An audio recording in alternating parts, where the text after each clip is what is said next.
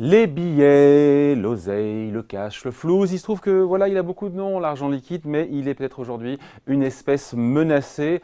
Rappelez-vous à Davos, au Forum économique mondial, l'an dernier, John Cryan, le patron de la Deutsche Bank, qu'est-ce qu'il nous disait? Il nous disait voilà, le cash peut-être, probablement, pas peut-être, probablement, n'existera plus dans 10 ans. On voulait vous en parler aujourd'hui. Bonjour Laurent. Bonjour David. Laurent Grassin, journaliste au Boursorama. Donc ça veut dire que tous nos portefeuilles seront en placard dans 10 ans. Ça c'est dans 10 ans, mais pourquoi en parler maintenant aujourd'hui? Alors pourquoi on parle de ça aujourd'hui?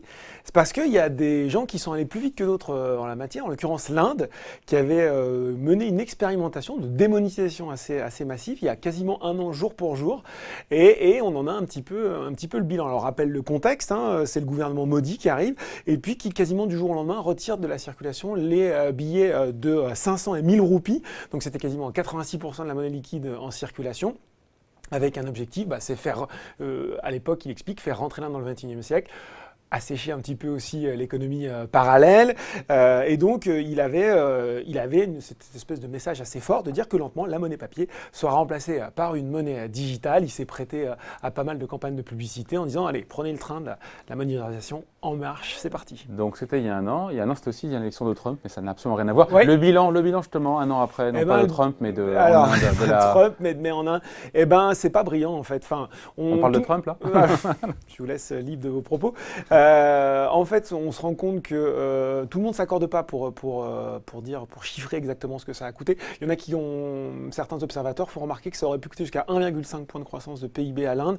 Il y a eu des files d'attente, imaginez la stupeur des Indiens dans cette décision, devant les guichets. Et puis un an après, on se rend compte que, finalement, les transactions en billets et pièces, elles ont retrouvé quasiment leur niveau d'avant. Et il y a eu une augmentation des paiements électroniques, alors c'est quand même une somme considérable, mais il y a une augmentation de 5%, donc c'est la Banque centrale indienne qui dit ça, donc c'est quand même pas... voilà, le bilan est quand même plutôt négatif, et il y a une grosse pression sur le gouvernement indien maintenant pour justifier un peu de cette mesure. Voilà, maintenant il faut reculer, donc c'est plutôt un flop, on l'a compris, mais quand même, est-ce qu'il n'a pas un petit peu raison? Je reviens encore une fois au patron de la Deutsche Bank en disant que le cash à terme, alors le terme on sait où est-ce qu'il est, mais à terme il est condamné.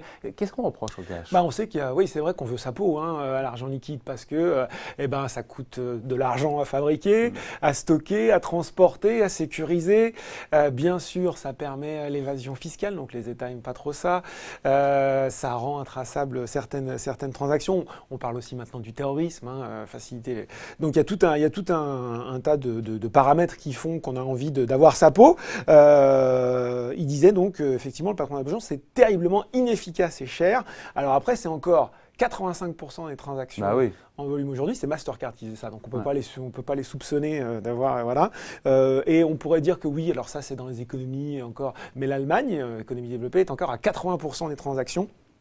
Alors, ceci dit, il y a des pays qui sont précurseurs. Oui, mais ceci dit, en plus, ça progresse. On voit quand même que malgré tout, entre 2014 et 2015, donc le nombre des opérations des transactions a progressé de 11,2%. On a 433 milliards d'opérations. En 2020, on annonce 726 milliards. Donc on voit que ça monte en puissance. Ouais.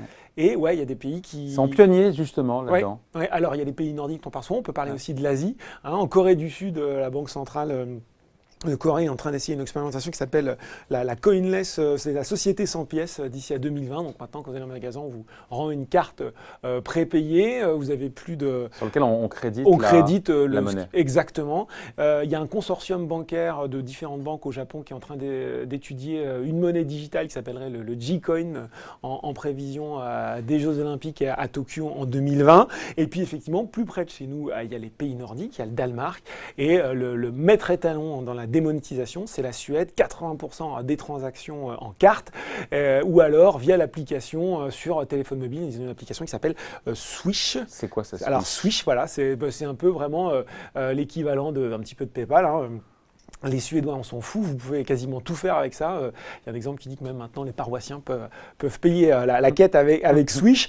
Et la Banque centrale suédoise se demande s'il n'est pas temps de lancer une e-krona, une couronne suédoise électronique. Alors, dans un premier temps, pas forcément pour remplacer la couronne papier, en tout cas pour la compléter. Mais enfin, on voit bien le sens de l'histoire. Donc les Indiens, effectivement, étaient peut-être un peu précurseurs de ce qui est en train de se passer. Bon, et donc ? Le problème, c'est qu'il y a aussi sur l'argent liquide un ennemi ou des ennemis Ah, je le vois venir. qui veulent Il la- va me parler qui des veulent- GAFA, bah oui, qui des veulent un- Google, qui- Apple, bah, Facebook, qui veulent Amazon. qui veulent un peu la peau du cash. On a parlé du patron de la Deutsche Bank, mais je voudrais vous rapporter les propos de quelqu'un d'autre, c'est Dan Schulman.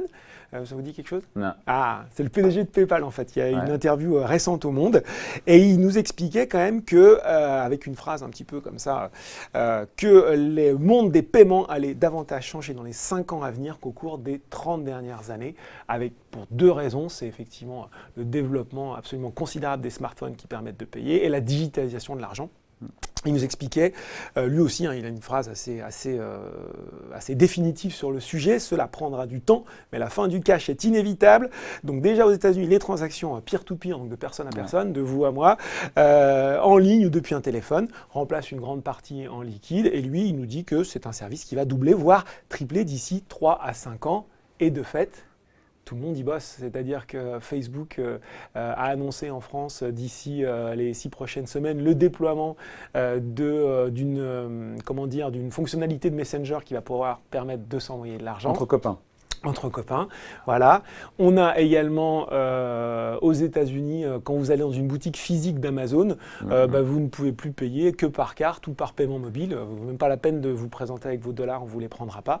Et puis il y a aussi Apple, bien sûr avec Apple Pay, c'est qui est déjà très bien installé, et aussi Apple Pay Cash, qui est un peu le même principe que pour Facebook Messenger, qui vous permet aussi de vous envoyer de l'argent de façon totalement. Donc les géants numériques veulent la peau du cash. Et donc, mais quand on voit l'expérimentation, encore une fois, en Inde, ça n'incite pas l'optimisme, mais ce n'est pas la même chose non plus pour le coup. Oui, alors ce qu'on peut dire encore une fois, c'est que on voit bien qu'il y a des différences sur les sociétés. En Inde, pour le moment, ça marche pas très bien. C'était 98% de l'économie qui était à base de transactions liquides.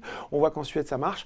En France, ça commence à prendre de l'ampleur, mais il y a aussi, on le voit, il suffit même de traîner sur les forums de Boursorama, qu'il y a aussi une grande part de résistance, des gens qui ne sont pas prêts à passer à toutes ces solutions numériques et qui veulent absolument conserver leurs billets. Donc je pense, David, que le cash n'est pas encore mort et qu'on aura encore des billets dans 10 ans.